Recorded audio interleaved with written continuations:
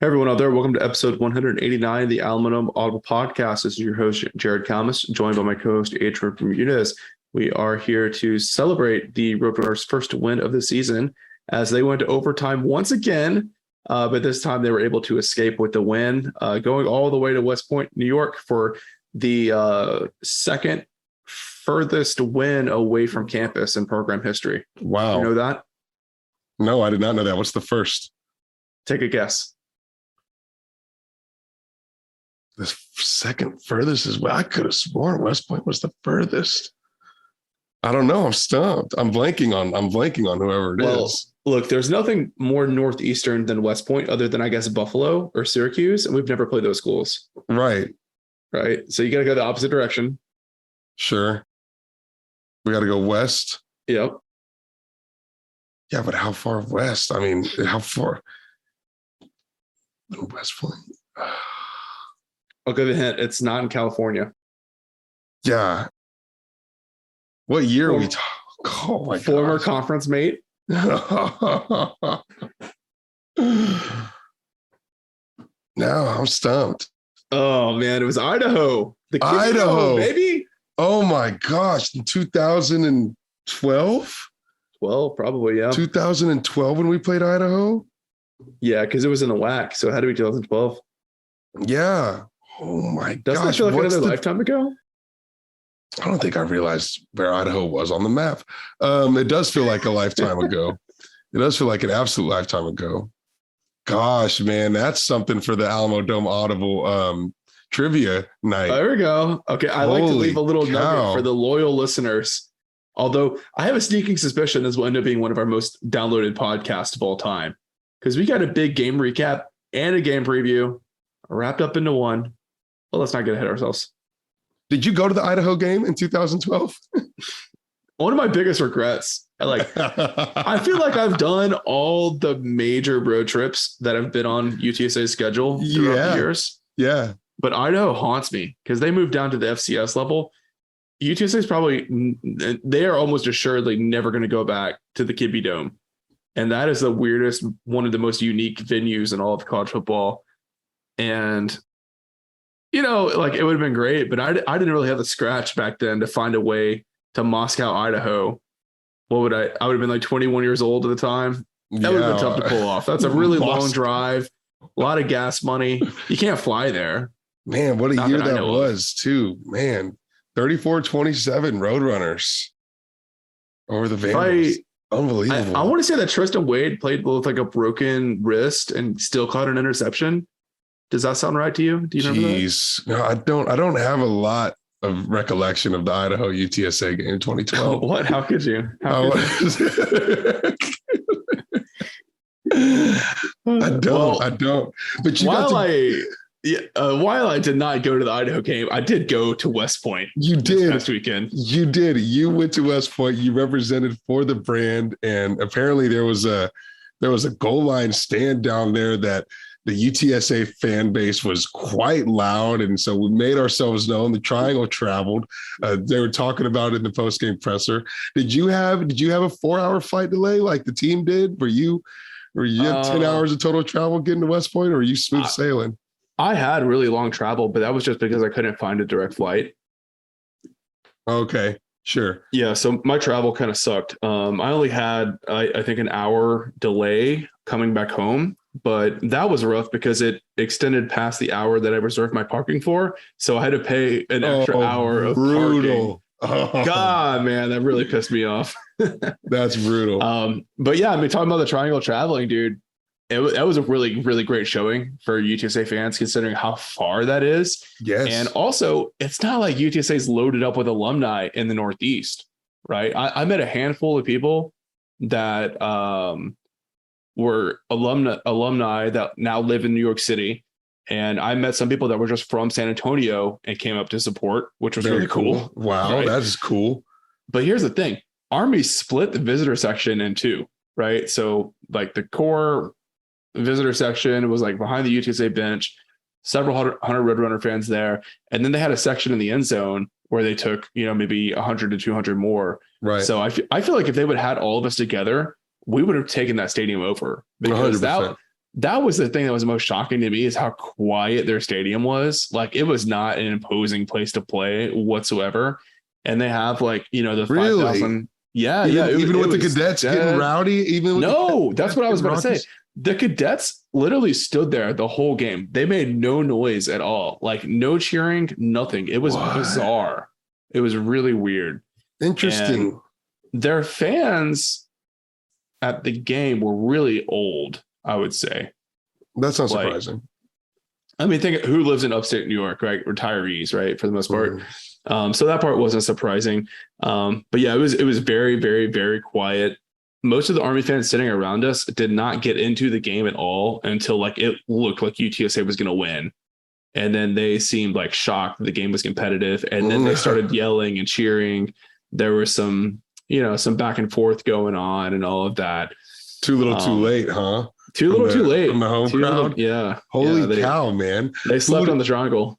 Who would have thought? Who would have thought? No, but it definitely looked like we had a hell of a consensus get out there. And then like on Twitter, it seemed like every single flight from anywhere in Texas that was going anywhere to the Northeast, any and every single flight that Friday had some UTSA fans on there, right? A couple different groups of UTSA fans. So you kept seeing them like running into each other and then they were posting it all online. So that was really nice to see. And then celebrity status Jared all over CBS Sports Network. Every single time that they panned to the UTSA crowd, Jared is on his feet, just holding down the brand. So electric. Oh my gosh. There was one moment that was awesome.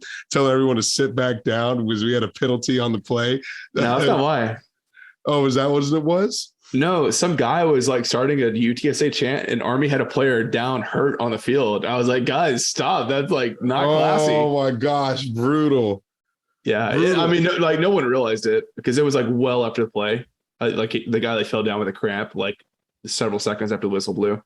Okay. I thought you were telling everyone to sit down after the Gavin Sharp touchdown pass because it was going to get called back and you had already seen it. You had already seen it from a mile away. You've seen the whole... No, not in this case, at least. Wow. Okay. So cadets aren't that loud during the game, right? But they're probably loud if Navy or Air Force is playing, but they could not have cared less about UTSA. And that applies for, I think, everyone in the stadium that wasn't wearing orange. Sure. Okay. We had some layover drama to get on to get there and then to get back home, it sounds like. What about outside of just watching the game? How was seeing West Point, being at West Point, seeing the stadium, and then your little East Coast tour? How was that? Yeah, it was really cool. So I had a little bit different travel itinerary. I actually flew in and out of Philly because I was staying with Eddie Biddingfield, who, you know, we've had him on the podcast. He's the executive director of the Runners Rising Project, which is UTSA's NIL collective. So he lives right outside of Philly, right? So got in and happened to go to, I think it's called the Monk Tavern or the Monk Cafe. I can't recall, which coincidentally was recommended by a listener to the pod. And shout out to JB. And Eddie took me there without me even requesting it. So that was awesome. So got to see Philly a little bit. It was very picturesque. Definitely want to go back and explore more. Nice. Great beer at that bar. Man, it was so good. Nice. And then, we drove up to West Point that next morning. I had Wawa for the first time, which is pretty good. You know, I'm glad I didn't like overhype myself for it because it's no Buc-ee's, right? Right. But it was solid. It was solid. I got like a chicken biscuit that would like rival one from Chick-fil-A. So I think that's pretty impressive. All right. Then took the New Jersey Turnpike, all the way up. And it was just a very pretty drive, man. Only part of the drive that was kind of rough was like when you're passing, like you got, I can't remember which city in Jersey is on one side of the turnpike and then you got New York City on the other side. But everything in between is like nasty industrial stuff. So that kind of like ruined the scene a little bit. But once you got upstate and you get close to West Point, man, you get up in the mountains and buddy, it is breathtaking. Absolutely gorgeous. Wow. West Point was really cool. I didn't realize that there was like a river. I guess I didn't know that, but I didn't realize how close the river was to the actual stadium. I mean, it is like right there. Like you can hop in, right? Oh, So that was cool. They didn't sell beer in the stadium, which was expected, but you could get it outside the stadium, drink it outside, and then walk in. So that was nice. okay. Okay. Little Yeah. BYOB kind of. Like they had beer stands, but they were outside the stadium. So I guess that's Right. like a technicality. But yeah, it was cool. It was great. All right. All right. All right. That works. We can make that work. Yeah. And for dinner, we actually stopped at like this little tiny, sleepy little cottage town right outside of West Point. I cannot recall the name. It is like super small. It was like one of those towns that you see in a Hallmark movie where like the really busy executive goes back to see his family over the Christmas break and like really understands the meaning of Christmas and falls in love with his high school sweetheart once more. And they move in together and get a puppy and, all that good stuff. It was like that kind of town. Just a beautiful upstate New York small town. Yeah. Yeah. Oh my gosh, man. How amazing. And meal wise, what did you grub on? What did you get down on? What was the best? Anything noteworthy besides a chicken biscuit from Wawa? Probably like this random New Jersey diner Eddie took me to Sunday morning was probably the best. Now you're talking. Your classic, Tony Soprano type of diner. Yes. Owned by some Turkish family. They literally had CNN Turkish channel on the satellite TV. Oh, baby. So that was pretty cool. East Coast neighborhood style. Wow. Yeah, that was a true New Jersey experience right there. Dude, now you're talking. That is awesome. Okay, very cool, man. Very cool. What'd you eat at the diner? It's like a ham steak, right? Like, okay. Yeah, like a big old, Yeah, with some eggs and they call them home fries, or like hash browns. Can't beat that. Yeah, Just classic. Dude, I love that New Jersey diner experience. I hope you were sitting to where you were facing the door. You know what I'm saying? You always gotta. Don't worry, you always gotta had it covered, man. Eddie Sopranos 101, dude. Yeah. Mafia. That's awesome. I leave that to our Air Force representative. That was incredible. Well, I'm glad you had a good trip. UTSA had a good trip as well. Mm-hmm. We get right into some recap action.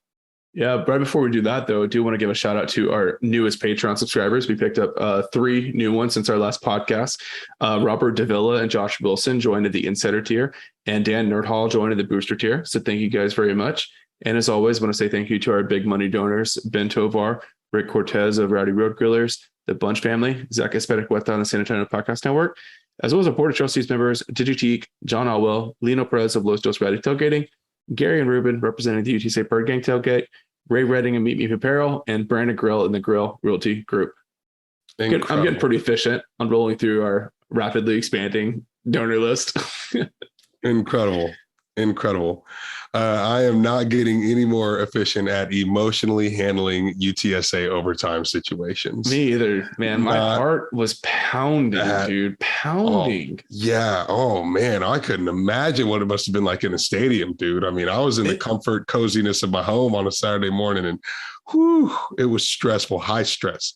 It was weird because I felt a lot more confident that they were going to win in overtime against Army than I did against Houston. Yes. But from a physical reaction standpoint, my body was a lot more stressed out for Army than for Houston. Maybe because I was sober, right?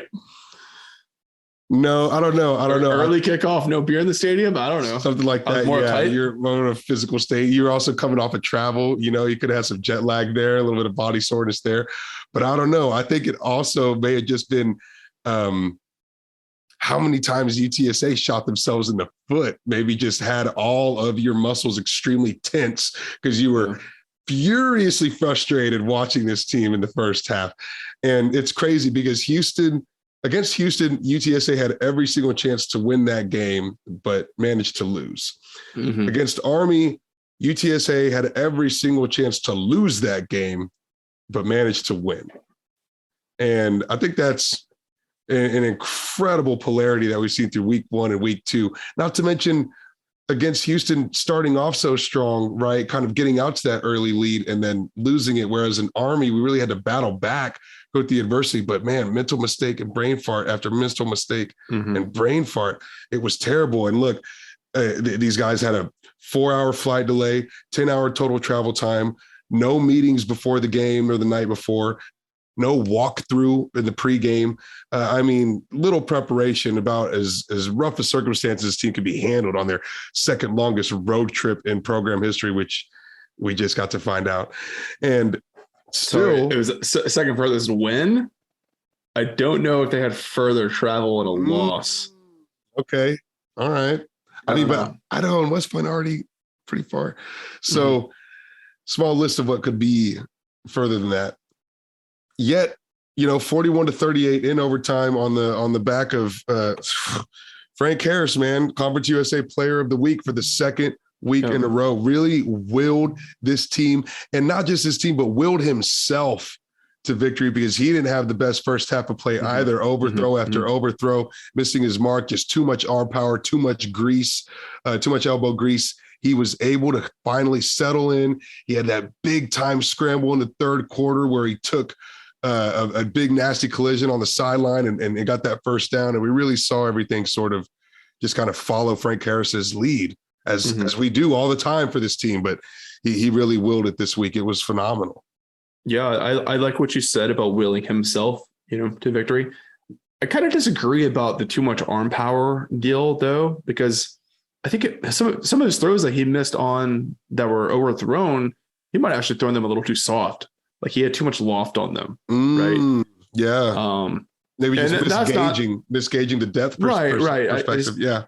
I feel like his connection was off, like his ball placement. I can't remember who it was, but I read someone say that it looked like he was throwing to specific spots on the field instead of just trying to hit his receiver in stride like he usually does. And when I went back and watched the film, it did kind of seem that way to me. I can think of like one play where Josh Cephas was kind of streaking down the field uncovered.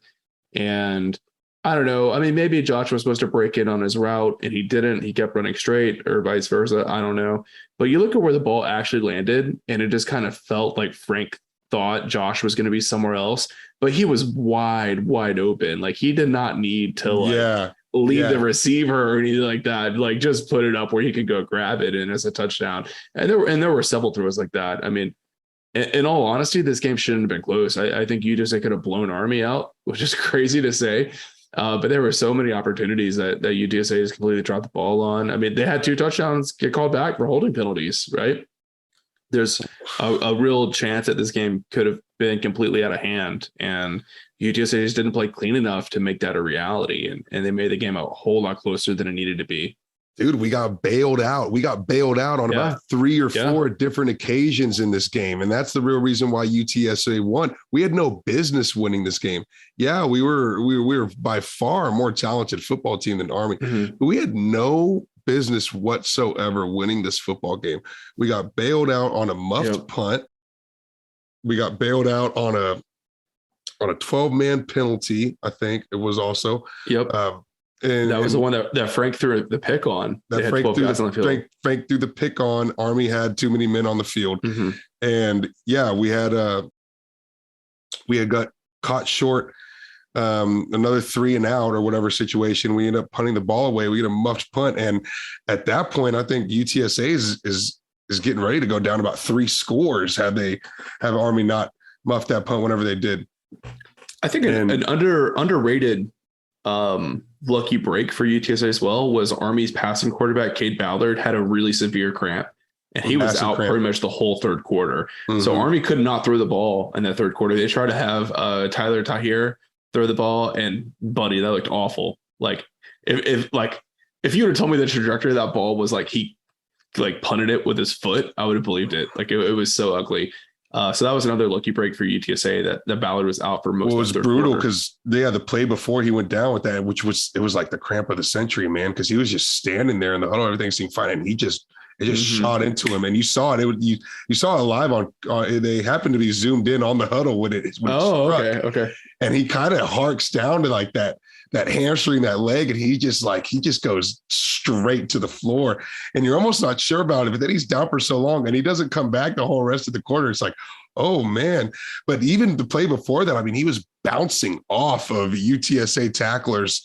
I mean, left and right. The dude was really, really rolling. You could argue that was another bailout, the 4th bailout of the game for UTSA, and I mean, just the mental unpreparedness like we have never, ever seen on a Jeff Traylor team ever before at UTSA. Tons of just egregious penalties that were bad, false starts, holding. We had too many men on the field, or not too many men on the field. We had one man short at a certain point on the punt return team, right? It's the same place that we had issues last week. And they did have to burn a timeout to get a defensive substitution package in the fourth quarter as well. That's right. That might have been an overtime, actually. But that was super frustrating. Like, I'm not too keen on the whole, like, the flight was delayed thing. Like, when it looked like UTSA was going to lose, I was like mockingly saying that to people in the stands, like, oh, the flight was delayed. Oh. Well, but I will say, though, we got to talk about this. I will say, though, not having the walkthroughs that's where you're going to feel the impact of that. Because, like, if someone if they couldn't travel, if they got hurt in practice, you might not know who the backup outside linebacker is for a certain personnel package, right? And you might not know who needs to come off when a certain player comes in, right? Like that. I think that's really the value of the walkthroughs, is you just like reconfirm like who's in what package and what that personnel group is like. So I will give it to UTSA on that front. That probably is a valid excuse, that it was probably hard to get subs in when you didn't have the walkthrough. Can I write off all the mistakes that UTSA made for the full game leading up to that because of flight delays? No. Absolutely not. Look, it's a combination of two things. Jet lag, sure. But also, it's just 1 hour, dude. It's 1 hour. But also hangover. Yeah. And which one was it more? Was it travel delay, jet lag, missed team meetings, or was it hangover from the triple OT loss to U of H that we only heard this team talk about in every single interview and press conference through the entire week leading up to Army? Jeff Traylor spent more time talking about the Houston loss than he did about the upcoming Army matchup. The entire week, this team was hung over from Houston. So how much of it was jet lag? How much of it was hangover? I'm going to say overwhelming majority was hangover from the Houston loss, and that had a massive negative implication on prep throughout the entire week going into the Army game. Yeah, it's hard for us to say for sure, but that's what I took away as well. I mean, it just seemed like the team was feeling really sorry for themselves that they didn't beat Houston when they know that they should have. And I think that was a cloud that hung over the race facility all week, right? Look, so I'm a firm believer that there's no such thing as coincidence. Yeah. And we have never seen Jeff Traylor talk about a game as much as he's talked about Houston. No way. Not even close. And we have never seen a UTSA team under Jeff Traylor play as mentally poor as the Roadrunners did against the Army, with however many penalties, 10, 12, what was it? 10 penalties for 70 yards. I don't think those two things happening the same week are coincidence. I agree with you. Yep. Those are Frank Wilson penalty numbers right there, buddy. Egregious, terrible. And we did so much self-damage with that. And it happened from the very beginning. It happened in all four quarters. I mean, even towards the end, it wasn't totally cleaned up. And it was one of those nagging things that it was like, man, you were watching the game in the first quarter and it was like, oh my gosh, if this is how we're prepared to play this game, we're about to get mopped, completely mopped. Yeah, I agree. But I think also it's a huge takeaway that even though UTSA was probably emotionally hungover from the Houston loss, they were not super well prepared for Army. I don't think enough is being made of the fact that UTSA was down by 14 points to Army and came back and won. Like, I've not been able to put the numbers together, but I feel like when Monken has been Army's head coach, if they have even a 1 touchdown lead, their win percentage is astronomically high. And a 2 touchdown lead, man, I feel like it's like a 1 in 10 scenario. I think I was reading this, honestly. I really think I have that somewhere. So, okay. And Jared, to do it in West Point, where they've only lost one game since 2006 prior. What? Yeah, I think they said something like this was the second, or 2000. Yeah, there's something ridiculous. Like in the last 2006? No, 6 there's years, no way. 2015. I think it was the second loss is 2015, 6 years. Yeah, sorry. Something like that. It was something egregious. They were talking about it. It was blasted all over CBS Sports on the screen. That is wild if true. I'm going to find that out. We're going to find out both those things. But I don't know at what point it was, Jared, that UTSA was able to figure it out and turn it around, because it wasn't immediately after halftime either. No. Yeah. Coming right out of the gate, UTSA still looked rather sloppy. Mm-hmm. But it was somewhere in between that third quarter and Frank Harris willing that run. That's what I was going to say. That, to me, that was the play that changed the game. You think so? Because that was like midway through the third, right?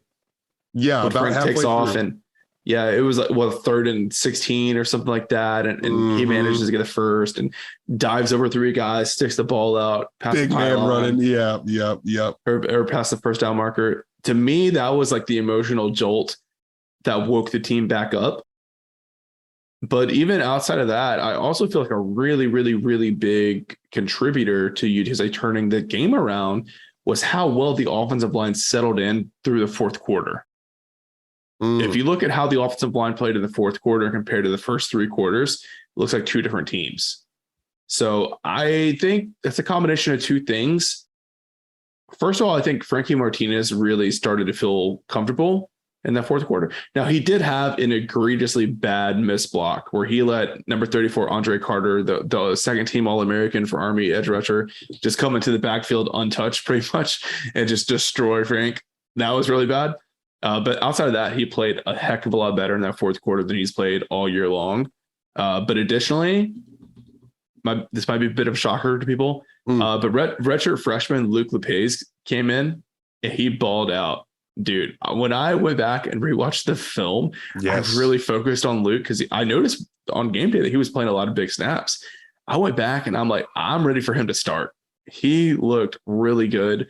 And I want to say that UTSA scored a touchdown on every drive that Luke Lopez was in, which is monumental for a freshman offensive lineman. Unbelievable. But he did more than just kind of stand his own ground or hold his own. He actually kind of even did more than that. Would you say? No, he blew some holes open. Yeah. And PFF had him in like an 82 pass blocking grade. Like, I don't think he let anything past him in pass protection. Jesus, man, that is insane. Mm-hmm. That is insane.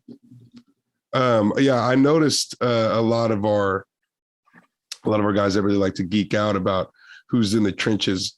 Well, everyone was really impressed with Lopez's play. Mm-hmm. I gotta figure out how to pronounce the name right. Is it Lopez? Do we know that for sure? We checked on that. Well, it's EZE at the end, isn't it? Yeah. So we'll have to check the pronunciation guide because he's gonna play, man. He looks really good. Yeah. Really excited. That's my next question for you. Is is this a surefire anchor on a unit that has a lot of question marks? Is this a guy that you can that you can depend on? Not ready to make that jump just yet because it's, Army's different, right? The guys are not as big as you'll see, against normal college football teams that are not also, future lieutenant colonels in the Army. So we'll have to see how Luke does against, 330-pound big nasty dudes on the defensive line. But definitely super encouraged by his performance and looking forward to seeing him play some more. Wow. And kind of on that topic of the offensive line starting to turn things around, I think the run game that we saw against Army is probably more indicative of how UTSA is going to run the ball through the rest of the season than what we saw against Houston. Do you agree with that? Or hold on, say that one more time. So UTSA did a pretty good job running the ball against Army. They ran for 4.2 yards per carry, put up a net 153 yards on the ground. Mm-hmm. And both Brendan Brady and Traylon Smith both had a couple of really nice carries where it felt like they were probably a step away from like a really, really big gain. They didn't really break off any super long ones. The longest run from running back was only 20 yards. But they look good, man. They look good. Traylon Smith's big run. Yeah. He broke through a couple tackles on that. Yeah. So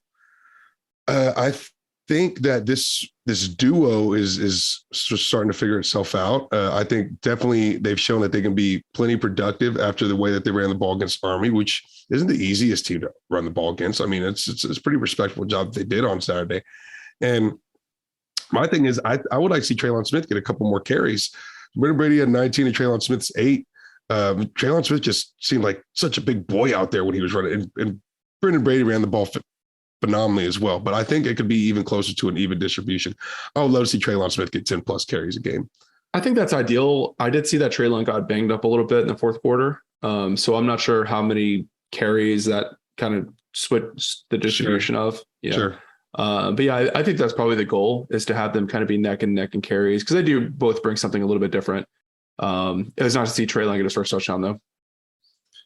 Now, where Saturday was really, really, really big was in that unbelievable receiving core, University of Hands, Zachary Franklin and Joshua Cephas both getting 10 receptions each, both over 100 yards receiving.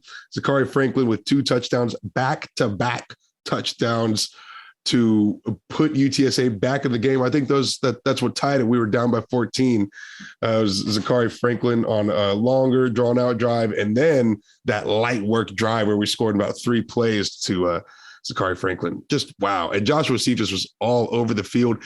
He was the one guy who I think really just played the best game, really complete all 4 quarters, was Joshua Cephas, man. He was reliable every single time the ball went to him. He caught it. He was all over the field. Man, he's just really, really showing how important he is to this unit this season, man. Joshua Cephas, phenomenal. Yeah, last week in our game preview, I said that Army played a lot of like soft coverage zone, 10, 12 yards off line of scrimmage. And I just had a feeling that UTSA receivers was going to eat that up. And that's exactly what happened. There was one play, I was in the stands and I turned to Eddie and I was like, dude, they're going to run a slant to Zachary Franklin right here, and it's going to go for a touchdown. Because the quarterback was sitting like 8 to 10 yards off Zachary in the red zone. They had the linebackers pulled in real close to the line of scrimmage. There was no safety over top. I was like, dude, you got to show these guys more respect than that. And Army tried to put their cornerbacks on islands against these receivers, and they don't have the guys to run with UTSA like that, man. Especially if you think of the game-winning touchdown for JT. I mean, what were they thinking, putting a 5'10" sophomore cornerback against JT, who's probably going to be a day 2 NFL draft selection, man? I mean, that was just kind of rude of for sure UTSA to expose that guy in the game, man. Like, what was rude of Army to or disrespectful of Army to put that matchup out there against JT, right? Yep. And going back to that dime to Zachary in the end zone on that slant, that was the one where it seemed like Frank Harris had finally found that touch. Right, because he just dropped it right in the basket. And prior to that, as whenever we had seen a little bit too much balls lobbing past guys, going too far, a little too high on the shorter passes sometimes. And he had that big scramble. So he kind of started to settle in. You started to get the confidence and the momentum, but you still weren't sure about his arm. And then he dropped that thing in a basket, and it was like, oh, Frank's back. We're back. Just rinse and repeat, and we'll be fine. Right. And that's sort of. I was a little bit surprised to see that was the 6th highest passing yard total in a UTSA game. Wow. 359. Yeah. Incredible. Kind of. I wonder how high 45 attempts is on UTSA. I imagine there hasn't been too many games where we've thrown the ball 45 times. But yeah, Frank, 32 for 45. It's a great transition. I want to talk a little bit about how Will Stein and Matt Maddox are kind of designing this offense to protect Frank, right? Because the offensive tackles are in a really bad spot right now. Vinley Tattafu's playing out of position. He's really a guard playing left tackle, just not quite quick enough to keep up with some of these linebackers that blitz off the edge.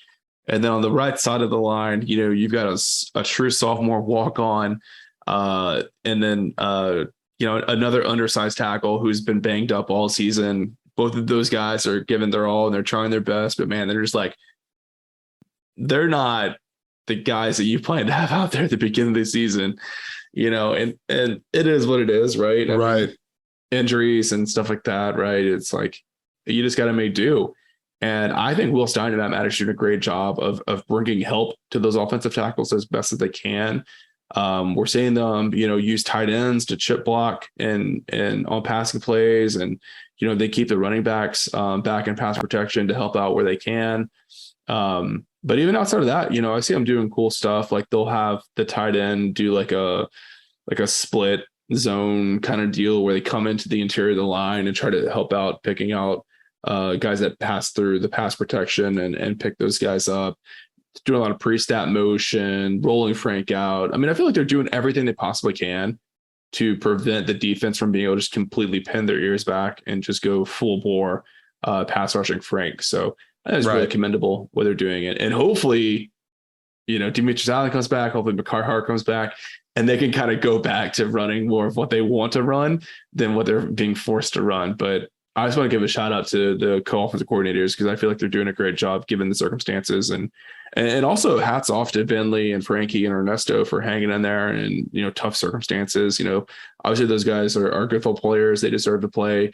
They should get the spotlight, but they're asked to do a lot right now. And, it sucks to see them kind of get exposed a lot. It's not really fair to them. Right.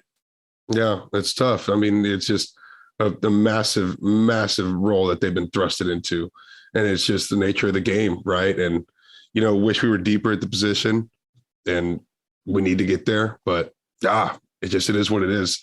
No, man, but clearly what Will Stein's doing is working for Frank Harris's advantage. You talk about 2 over 300-yard games, 2 for 337 against Houston, 359 against Army. It's working. It's clearly working. 3 touchdowns in both those, right? So 2 300-yard games, 2 hat tricks for Frank so far. And you got to like the way that it's headed. And RPO game's going crazy right now. Absolutely. There were a couple plays. I got kind of bored doing my film breakdown because Army runs a triple option and it's really repetitive.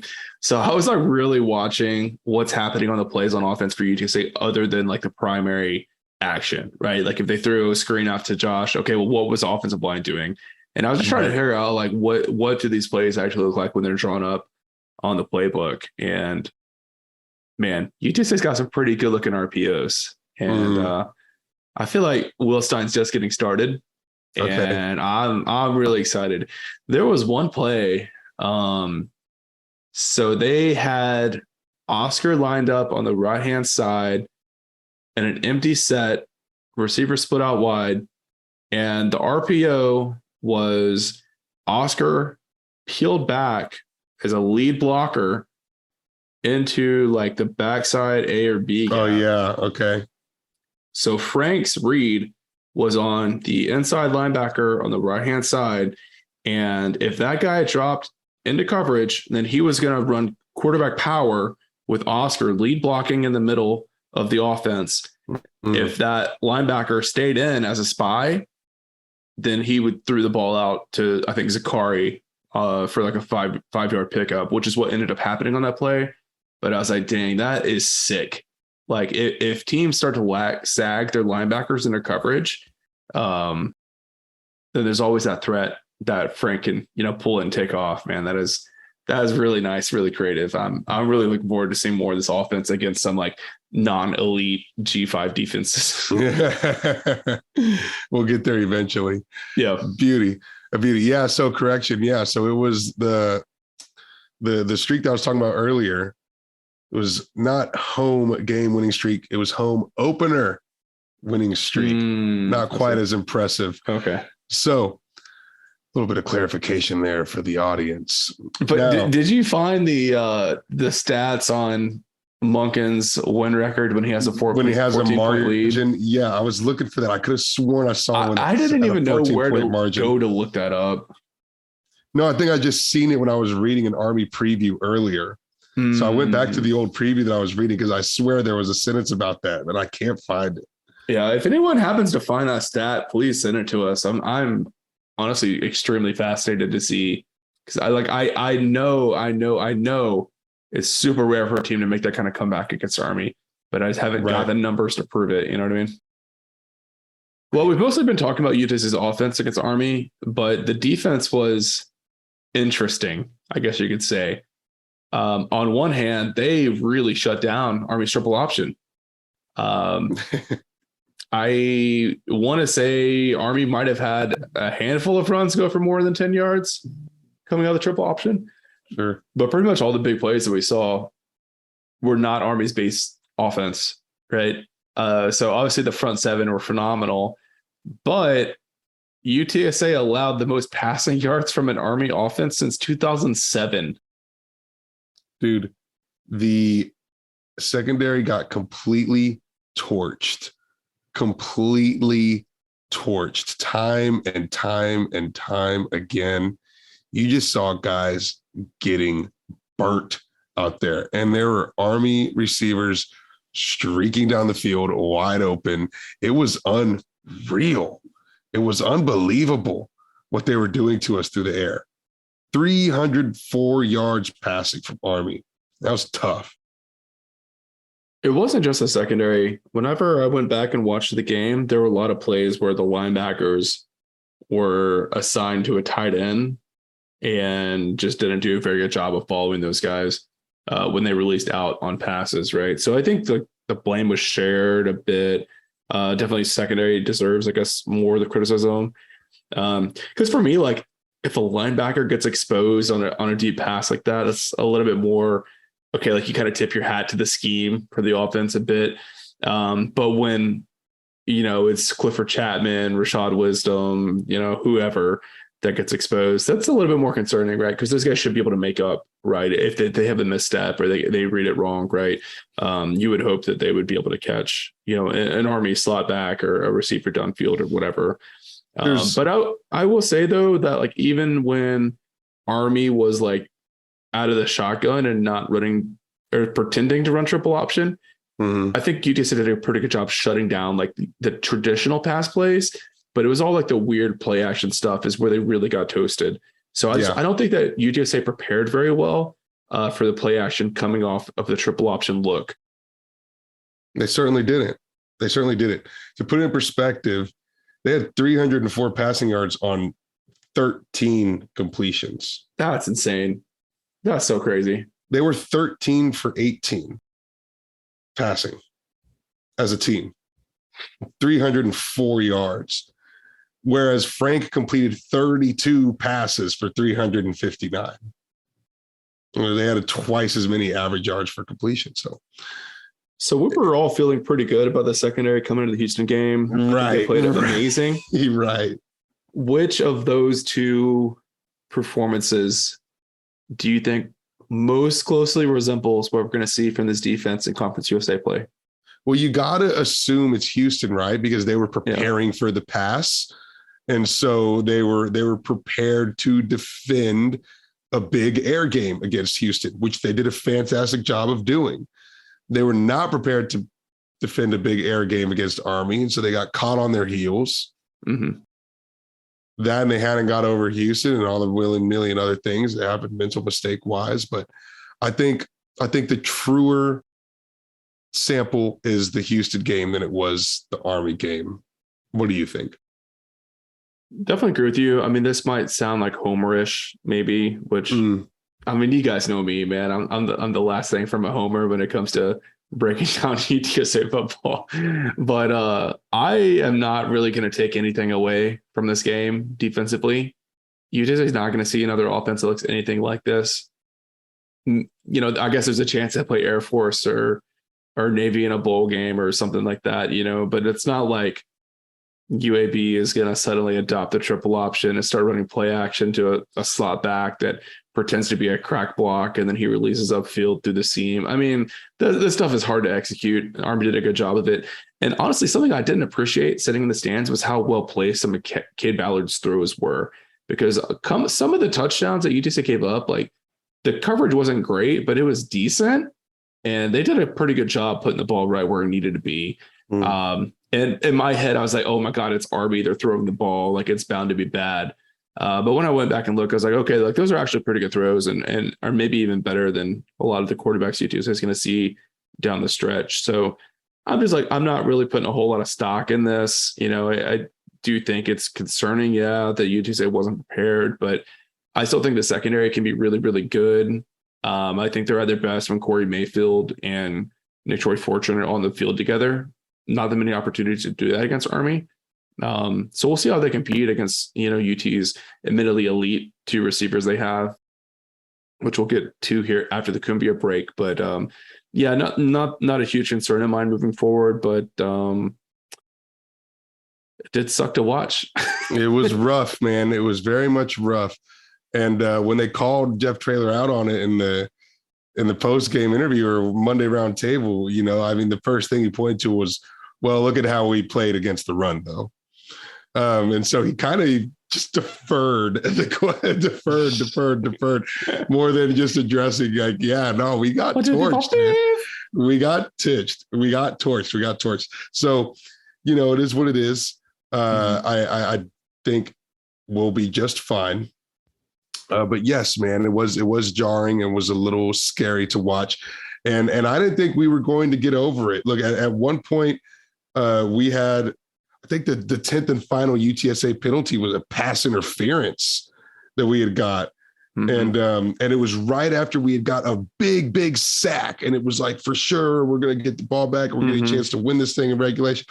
And there was a pass interference, and I was like, oh my gosh, we're going to throw this game away. Yeah, that one was pretty bad too. Like that was really, this is crazy. That was Nick Choi's only bad play he's had as a Roadrunner so far. As a Roadrunner, yeah. And the thing was, he just grabbed the jersey too much, right? Like if he would have had his arm out, probably. But that jersey pull will. But when you grab and they see the pull, they're going to call it every time, right? Every time. Very unnecessary penalty, which was the frustrating part. It was an incredible fourth quarter. Yeah. So that Frank run and scramble was actually in the fourth, not the third.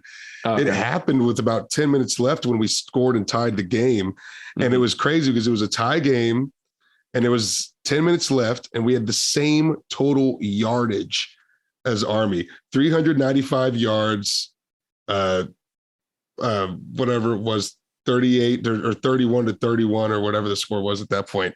But yeah, it was really interesting. It was really funny. So other than that, man, the only thing that we got to talk about is the absolute shank job of Jared Sackett on 2 field goals, not even in the realm of remotely being close. It was horrendous, Jared. Well, Adrian, let me just say I owe you an apology because I adamantly said that UTSA won't miss 100 pluses that much. Jared Sackett's great. He was amazing at UTSA his first round. Easy. And you can talk about how he's got the better leg and the bigger leg all day, but when it comes to what matters, it's crunch time. And the kicker has got to be clutch in the crunch. And Duplessis never missed in crunch time, bro. Never missed in crunch time. Same thing happened a year ago against Memphis, and we won that thing in regulation.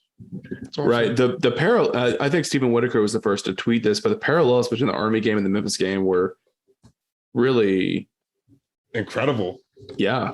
And if Jared would have hit that game-winning field goal, then it would have been the exact same game, right? Right. I just really want to know what went wrong, especially on the second kick on what should have been the game-winning kick. Seemed like the snap was good. It seemed like the hold was good. The ball looked good coming off his foot. And it got like halfway there and just total shank. It all looked nice. I wanted to ask you how windy it was in West Point. It wasn't windy at all. Because the exact same, the field goal that he kicked earlier was missed in the exact same manner. I think it went the opposite direction, but the manner in which it was sliced or shanked, it was exactly the same. Just came off his foot completely wrong, all the way together, completely wrong. I don't know, man. It was very off. I'm worried about Jared's confidence. Ooh, because he hasn't been the guy in a while. He didn't win the starting job at Arkansas. He didn't win the starting job at South Florida. Is he in his head a little bit? I don't know. You would think not, because he had a big kick against Houston. You think everything would be good, and that was such a money kick that he made in the Alamo. It was, yeah. He nailed it. Nailed it. His kickoffs have been fantastic too. He's kicking it deep into the end zone each time. So I don't know, man. Hopefully it's just a weird West Point thing. You know, you're a little bit closer to the polar magnetic pole, you know, maybe the Yes, ball yes, drill's yes. The doing that. I don't know, pool. man. I don't Of know. I don't course, know. of course, the magnetic pool. Of course, magnetic pool. Yeah, Of but you know course. what? And, but yeah, man, it comes down to big Frank Harris. If I could get, Yeah. man, if there was a still image of the UTSA entire sideline and bench picking him up off of the ground after that scramble. Oh man, what a scene that was. But yeah, just excellent, man. Frank Harris, he willed it and thrilled it, baby. To Man. wrap things up, my final takeaway of this game was this was maybe the first game that we've seen that UTSA only won because their depth was a hell of a lot more talented than their opponent's depth. Wow. Yeah. I mean, with all of the mistakes and the issues that UTSA had, Right. to still be able to escape with that win, which you really had no business winning. That's not because to say you that had bigger, faster, stronger, better players than Army. And that's not to say that that wasn't the case in some games in the past, especially last year. I think there were a lot of games where, I think like 2020 losing to Tech is another example, right? There have been games in the past where UTSA won because of their depth, but this is the only game I can think of where UTSA won because of the depth in spite of a lot of other crap. Right. And it almost felt like when you watch a Power 5 team play like a scrappy G5 team where they're trying kind of trading blows, they're going back and forth, but then against that fourth quarter, and it's like a whole different ball game because UTSA was able to bring in Nick Booker Brown, you know, a Power 5 transfer, and he gets like 2 sacks like right off the bat because he's got fresh legs. And Army was gassed, dude. They were completely gassed. And I know Army's like backup defensive linemen are like all freshmen. So they put those guys out there and UTSA just started running the ball like at will because they were able to bring in, you know, Luke LePage, a 6'5", 320-pound freshman that can move people around. You know, you bring Traylon Smith in to give Brennan Brady a rest. All that stuff, man. It all added up. It adds up. You know, we saw Montavious French, Avery Morris come off the bench in the fourth quarter. Both of those guys made big plays. Both phenomenal players. You know, French is a Power 5 transfer as well. So to me, that was kind of the moral of the game. Was we said this in the preseason that UTSA is going to have some games that they win sheer talent alone. Like things are going to go wrong, things are going to go bad. They're not going to have a good game plan, whatever it might be. But they've just got more dogs on that sideline than almost any team left on the schedule. And this was the first game that I'm like, okay, this is what I had in mind when I said that in the preseason. Like these fourth quarters like this, where it's just like two completely different teams than you saw for the first 3 quarters. I have one last question for you. Okay. Whenever UTSA forced overtime against U of H last week, Jeff Traylor said they bailed me out by forcing overtime. Did UTSA bail out? Did the team bail out the coaching staff yet again this week? I don't know. That's tough. I'll say I'll give Jeff credit. He kept his. I feel like the biggest mistake he made against Houston was burning his timeouts way too early in the second half. Right? They couldn't call timeout, and Frank and Oscar bailed him out. Right? I think that's really the main bailout there. But he corrected that mistake against Army. They had all 3 timeouts when Frank got the ball for that last 1-minute drive, and it was super easy for them to get down the field and get Jared into comfortable field goal range of what should have been an automatic make, right? So I don't know. I think like really more of the mistakes and the penalties that we saw, at least for me, tended to be more on like individual player execution than coaching. Right. Like, you know, Tadafu is like 2 holding penalties that brought back touchdowns. Right. You know, it's not like they're out there teaching Vinley, hey, when you get beat, wrap your arm around the guy and tackle him to the ground. And obviously no one's coaching that. He's just like not quick enough to keep up with some of those guys, but he's having to play at that position because there's been injuries and stuff like that. So I don't think it's as drastic as it was against Houston. Maybe there's some truth to it, but I think at a certain level, you know, it's like individual player execution for a lot of stuff that we saw against Army. Okay. Yeah, your depth chart question made me think of it. Yeah. All right. What do you say? A little quick Cumbia break, and we'll come back and preview that little school, a little couple miles up the street on I-35. That small commuter school up the street.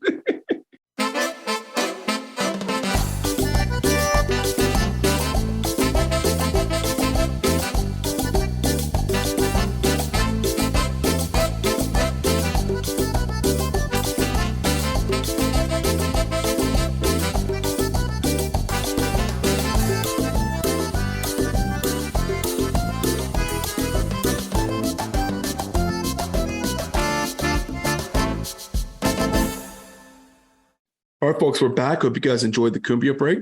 And it's now time to do something that I don't know if I ever thought we'd ever do. We'd have to do a preview of the UT Longhorns on a UTSA football podcast. Wow.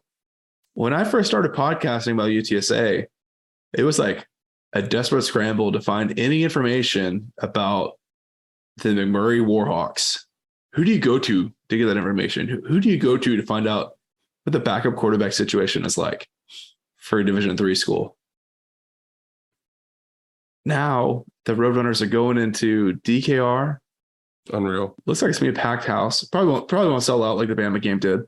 It's gonna be a huge crowd. Probably, I don't know. It might be the biggest crowd UTSA's ever played against. I guess some of the A&M games were also like super highly attended.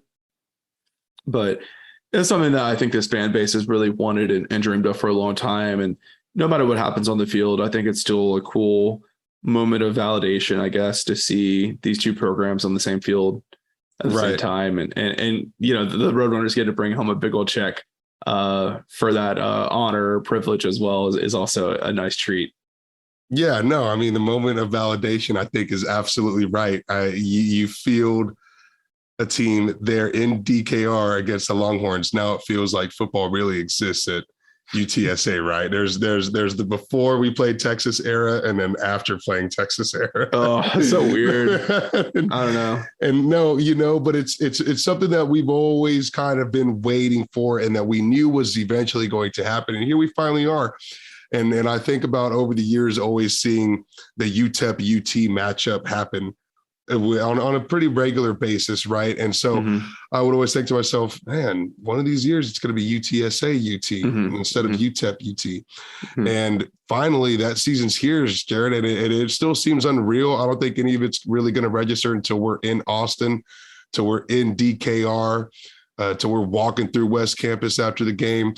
But seeing UTSA and doing the UTSA chant in the DKR stadium, that's whenever all really sort of resonate. But it's incredible, man. I mean, it's been a long time coming, and yeah, it is love it or hate it. It is a landmark sort of a moment for UTSA to finally go up there and play Big Brother, man. Finally. Yeah, I agree. I mean, even if UTSA gets stomped, God forbid, 52-10 or whatever, I don't think it's going to happen. But, even if that did happen, it's still a cool experience for UTSA, for players, fan, administration alike. And, I guess it feels weird, but I guess there's some truth to what you're saying that, this is the first time you play Big Brother, quote unquote. It's a special moment, right? And I think it's probably a game that no matter what happens on the field, I think we'll probably all remember that experience. I've never been to a Longhorn game at DKR either. So I'm excited about that. Yeah. In and of itself, I've seen high school games in there. I've been to some spring games and stuff like that. But yeah, to see my alma mater play in that stadium is definitely something that's really special. Right. Not so much for me, because I haven't had the allure of UT football personally for a very, very long time. But I think for, more casual college football observers that don't know that the Longhorns have lost to Kansas twice, that they've lost to Maryland, all that fun stuff. They just know the brands and it's important, right? And that lore and history and mystery still surrounds the brand, right? And the mystique is still there. The mystique is absolutely there. That's why they can lose a game and get into the top 25. No, there are very other teams in the country that can do that. Is because everyone has this crazy personal attachment to UT and I guess USC and Notre Dame as well. But there's only one jersey in all of football that just says Texas on it. You know what I mean? And it's the Longhorns. And that's funny. I never thought of that before. It's a big ass deal, man. It really is. And so it's pretty incredible. And then, and I know you've been detached from it, but think of how much of UTSA fan grew up watching Texas, right? Before UTSA football existed, watching Longhorns, watching the Vince Young era, coming from, wherever their household was in Texas, right? Having a household that watched Texas play on Saturdays. It was just a very regular occurrence here, man. So it is exciting. I hadn't considered the fact that this probably will be the largest crowd that UTSA has ever played in front of. I don't think that there's been a crowd larger than 56,000 for the inaugural game. Texas A&M certainly never surpassed that number. It was a pretty empty Kyle Field whenever I was there the first time. Really interesting. And I think it was pretty empty still the second time. We'd have to look for sure, but I am I'm going to say with a lot of certainty that we've never played in front of a crowd larger than 56,000. And yeah, there'll probably certainly be more than that at DKR. You know, they had 105,000 people there against Alabama. So even if they bring a fraction of that crowd, it could rival our largest sellout of all time, the inaugural game. So that's crazy to think about, man. Another thing that I was thinking about too was, and I know UTSA fan is going to travel in droves, but if this game were to also take place in the Alamo Dome, is it majority burnt orange in the Alamo Dome stands? I think so, bro. I think it's gotta be. It would depend on how they do the ticket sales, right? They would probably do like, you got to buy season tickets to get a ticket to the UT game and all that. I don't know. Right, yeah, something crazy like that. Yeah. I'm going to fact check you though, because I pulled up the 2019 Texas A&M game and there were over 100,000 people at that game. At least that's what A&M reported. At the UTSA A&M game? Yeah. Dude, when we went, man, was that a night game? No, I don't think so. I think it's daytime. Okay, well, can you see the number for the last time we played A&M? Yeah, that's at 11 a.m. The 2016 one, yes, I'm pulling it up right now. That's the one I went to. That one was 102,000. That's such a goddamn lie. That's such a lie. There's no way. It's probably tickets sold. No way. I have pictures from Kyle Field. That game's. Oh, dude, we're really hamming up our Longhorn listeners on this one, dude. They're loving this, man. Okay. It's been a great week to hate the Texas A&M Aggies, man. It's been a great week, baby. Well, dude, I'm glad that we can, relish in A&M's. Well, I'm glad that follies. I'm glad that you're bringing it full circle because yes, UT went down by only 1 point against the Alabama Crimson Tide and Nick Saban, who Jeff Traylor says invented football. And Jeff Traylor also says that UT was very much clearly the better team through that 4 quarters. And, watching that game, I think anyone could make that argument. Yeah. Went all the way down to the wire. But Jared, at the exact same time, meanwhile, you had not one, but 2 absolutely massive top 10, was it both top 10 dethroning of Power 5 schools with App State's upset over A&M and with Marshall's upset over Notre Dame. Are you kidding me? Yes, it can be done. Yes, it will be done, my friend. Yes. Man, this is a scenario that I have kept coming back to all and lead up to this season is like, there's just nothing that's more perfectly encapsulates the modern era of Longhorn football than to get an unjust top 25 ranking after losing a game and beating an awful Louisiana Monroe program and then losing to UTSA. It's just picture perfect, man. I'm not saying it's going to happen. It's just like, if you're a objective UT fan and that scenario happens, you just got to sit back and be like, yeah, that checks out. Yeah, that checks out. Yeah. Because that's what they do, man. They look like they're back, right? Like, oh, this is the year, we're finally turning this thing around. And they just go and they crap the bed. And they always do it. I don't know what it is, and if it's a curse or what, but I don't know. I just feel like if the game does play out that way and, UTSA pulls off this upset, which according to Vegas wouldn't even have to be that big of an upset, evidently. Right. But it just, I don't know. Yes. There's like some poetic capability, I guess, to this outcome. So UT does open up as 13.5 point favorites, which is very, very respectable to the UTSA Roadrunner. Yeah. I thought that was too low.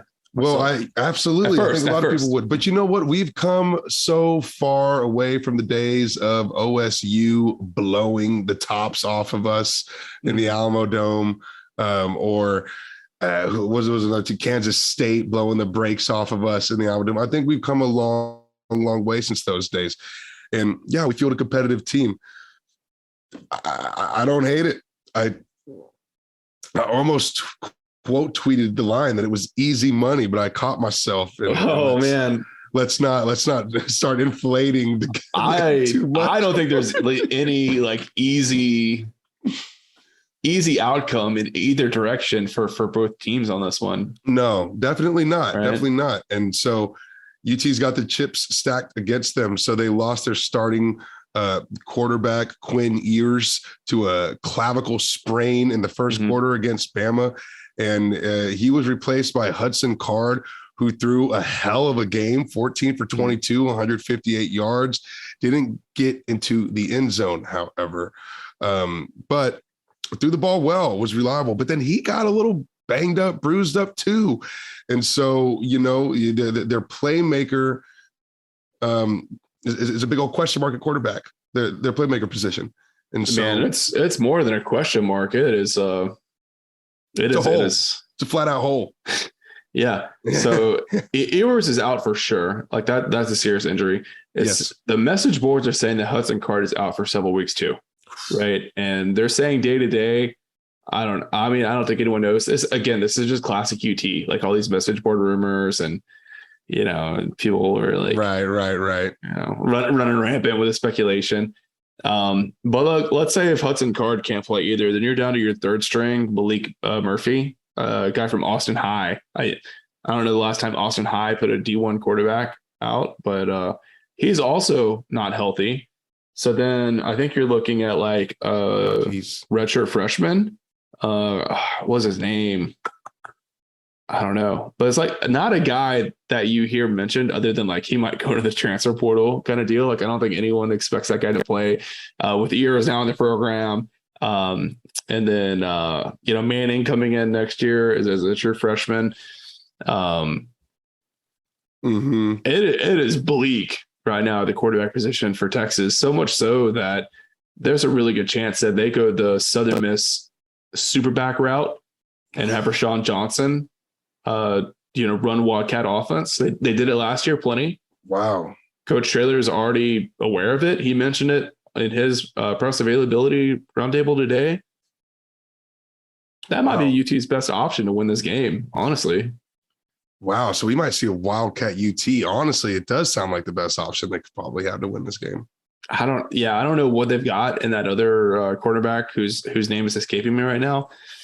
Just line up the Wildcat and let your trenches win you the ball game. Well, that's what I was going to say is they looked really good against Bama at the line of scrimmage. I didn't watch the full game. I just watched the highlights, but I really didn't see many plays where there was a UT offensive lineman losing a one-on-one against Bama. Right. Of all people. The most menacing defense in the country. And they were strong on both sides of the ball at the same time. UT's defensive line, UT's pass rush, menacing, really, really brutal coming through. Yeah, they have some good pursuit. I think that's like Gary Patterson effect because every UT fan that I talked to going into the season said, number one concern is we're not going to be able to get pressure on the quarterback. And I think Gary Patterson's found a way to do that. Our old friend Bo Nix is the defensive line coach. We know he's an amazing coach because he did amazing things at UTSA. Yeah, dude. Put some guys into the league, right? So two really good coaches working on that defensive front for UT. And when you look at what UTSA is dealing with right now on the offensive line and the offensive tackle position, it's pretty easy to imagine a scenario where you got to take Frank Harris out of this game just to protect his health for conference play. It's so scary. It's so scary. Yeah, I mean, they forced 7 quarterback hurries on Bama, made it home twice for 2 sacks, and then 6 tackles for loss on top of that. That was against Bama. Yeah. And, with all the holes that we've got on offensive line, and we've been talking about it and worried about it. And, you've got a bunch of babies. I mean, quite literally true freshmen in there and walk-ons in there going against, I mean, golly, it could be a total field day out there for UT's defense. Yeah, some of the athletic mismatches we're going to see for UTSA's offensive tackles are going to be extremely concerning.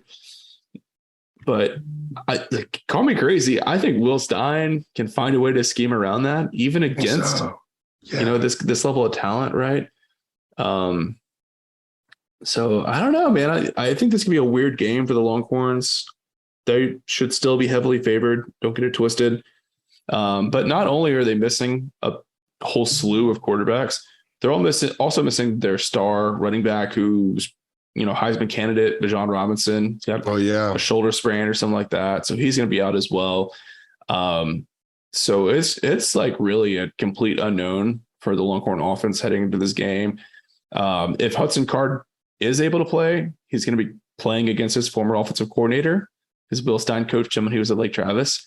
So that storyline is pretty interesting. Doesn't sound to me like Card is going to play, but I guess we'll see. So, I mean, there's opportunity here for UTSA for sure. It's just, man, if they had Mekhi Hart right now, it would be a whole different ball game.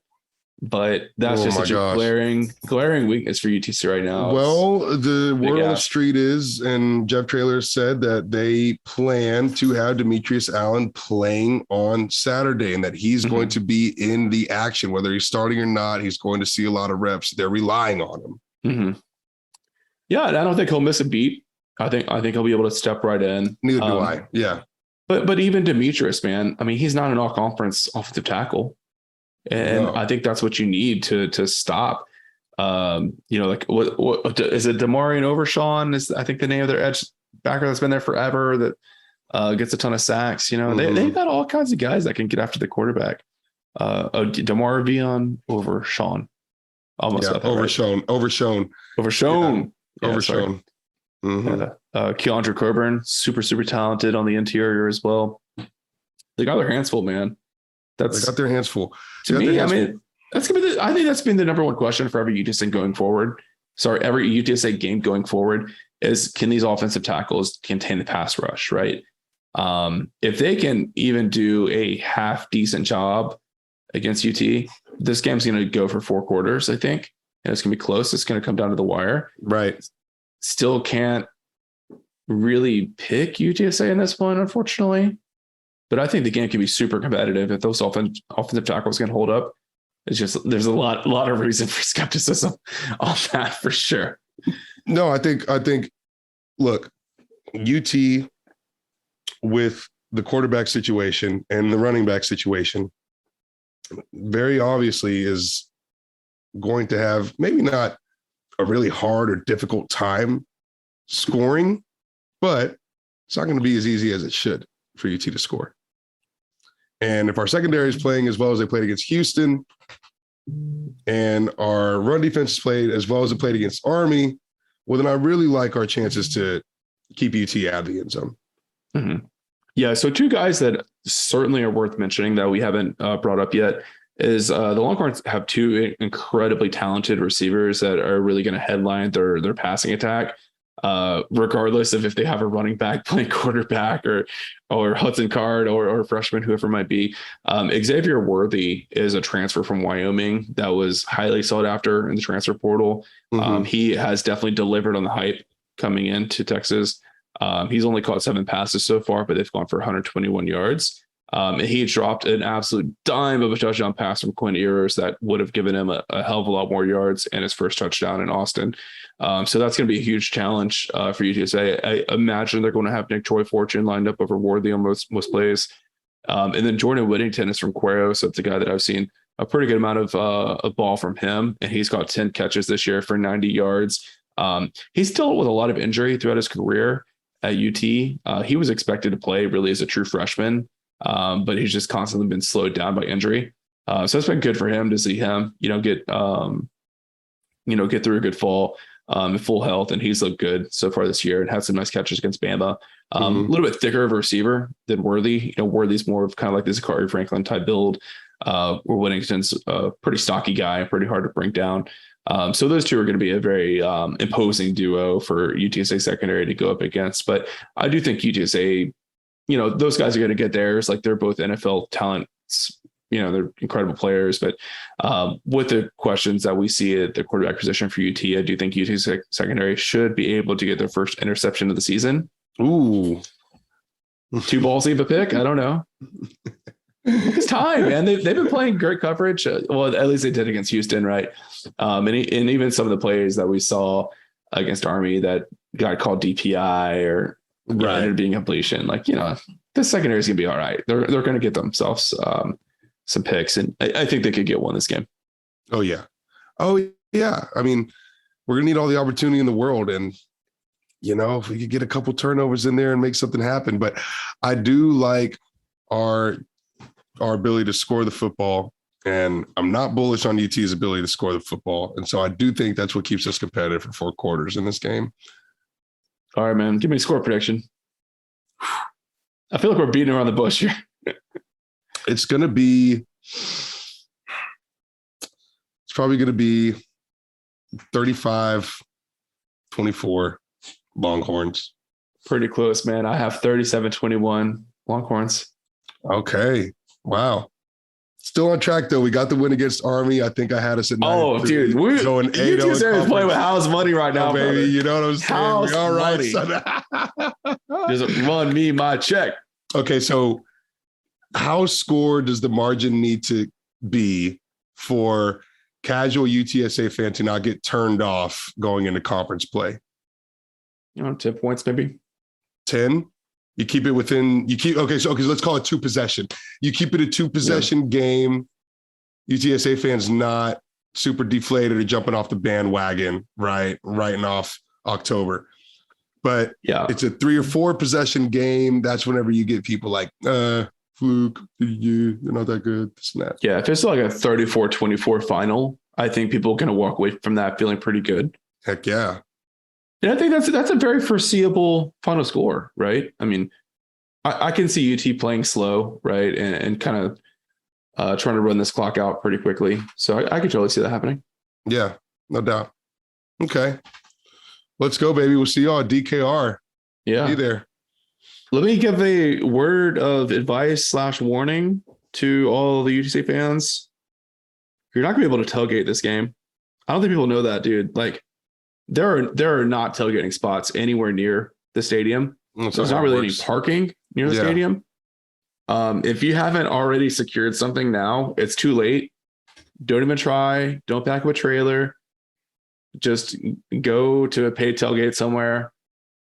Get you some drink. Get you some food. Go to the game. Don't have dreams of packing up the tailgate, set up and driving up and finding a parking lot near the stadium and setting up with your buddies. It's just not going to happen, man. It's not going to happen there. Yeah, it's not going to happen. Good call. Very, very good call. Are you going to stick around in Austin for a little bit of 6th Street debauchery post game? I don't know what we're going to do post game, but yeah, I'm going to stay overnight for sure. For sure. Yeah, it's a night kickoff. Get out of that stadium pretty late. Mm-hmm. See what happens. Yeah, and traffic is going to be insane too. I mean, unless it's like a total blowout or something and people leave early, but it's a whole lot of people going through a very narrow single highway on 35. Holy cow. Wow. First DKR experience. Very exciting. All right, guys. Well, we'll go ahead and wrap it up this week. Pretty short UT preview. We're going to go a lot more in depth on Patreon this week. We're going to bring on Gerald from the Burnt Orange Nation podcast. I went on their podcast in the preseason. Huge Frank Harris fans over there. So nice. Very much looking forward to previewing this game with Gerald and getting to know UT's offense a little bit better because I think there's a whole lot of question marks. I understand that they ran some of this Rashawn Johnson offense late last season. So curious to hear more about that. And kind of get the Longhorn fan perspective of not just the game, but also the series as well. And do UT fans get excited of like having this like quote unquote body bag game against UTSA? It's like, is it too risky? But we'll be exploring those topics and more on Patreon this week. For as little as $5 a month, you get access to that podcast that we'll be releasing as well as all of our other bonus content. So definitely check us out, at alamodomeaudible.com to get more information. So we'll see you guys on the bonus episode this week. And then until then, we will see you guys in Austin, Texas on Saturday.